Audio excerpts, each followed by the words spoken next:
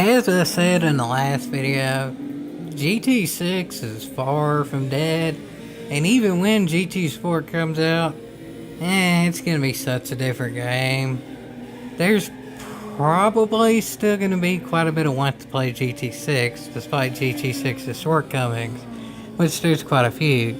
I think GT Sport's gonna be really good at what it does, but what it does, it's different enough from GT6, where GT6 is probably still going to be worth playing, and where, well, here's some stuff that y'all can do while playing GT6 to be different from GT Sport. Honestly, quite a bit of this stuff too, you probably ain't going to be able to do in GT Sport, or at least not yet. Let's see what the DLC ends up being, which is supposed to be free. We'll see about that too. So anyway, to start it off, fun things to still do in GT6 to keep it fun. First is just keep on racing with the people you know. If y'all like racing with people you know, it doesn't matter what game it is, that will stay fun if you still like doing it. This is sort of what's on here. Granted, this is dirty racing, which means some of the people I know actually kind of don't like racing with, but it's dirty racing, so I can make them not like it too. It's a sort of kind of part of the fun as well, wink wink, for people who do dirty racing. But that's probably going to be some stuff in GT Sport that you might not be able to do either. Especially GT Sport, the only online mode you can do directly affects the ratings, sportsmanship and driver rating and all that. If there's no online mode where it doesn't affect that, then you're kind of SOL if you're a dirty racer, you're spit out of luck. But, well, GT6 will still be within spitting distance of your PS4, more likely or not to, so you can still hop back on there and get your anger out. So that's one, race with people you know. Two is not even really race at all, just mess around with the cars that we're not ever going to get to see again if there's never a GT number game.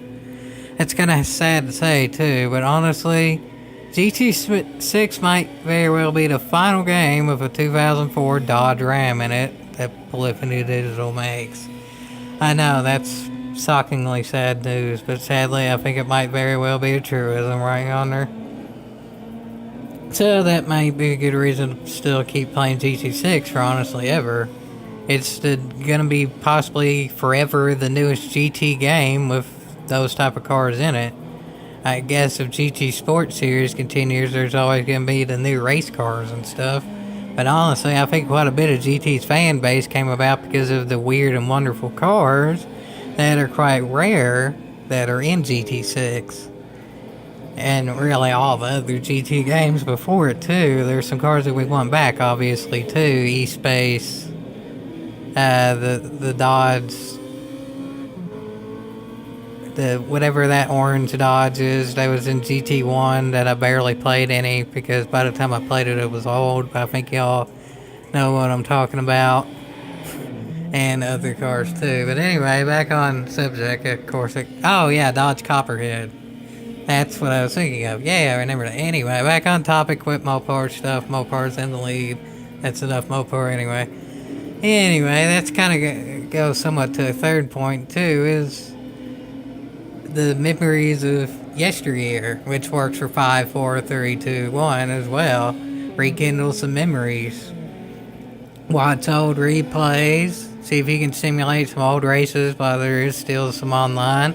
Some races that you did that were really fun before. See if you can set one up again and do it again. You may as well while the online's still on, because who knows how long it will be. And that sort of goes with race with who you know, but not necessarily. I mean, some races you can set up where the cars and tracks themselves are fun. It kind of goes to the next point, the tracks. You might get tracks like this in Sport or Sport 2 or DLC or whatever, because this is a real track. But some tracks like Autumn Ring and Deep Forest, and some that are sort of kind of outdated, we might not ever see again. I think personally the reason why GT is going so hard on the sport and the reimagining things and to burn it to the ground is because honestly they don't really feel like remodeling the old tracks. They'd rather just go ahead and make some new ones. Is that a good thing? Yeah, it's an eye of a holder, but it ain't a bad thing really till Sport actually like takes GT6's crowd, and that makes GT6 end, whether it be online or nobody plays or whatever. But honestly, I don't think we're gonna have to worry about that anytime soon. As I said, they're different audiences.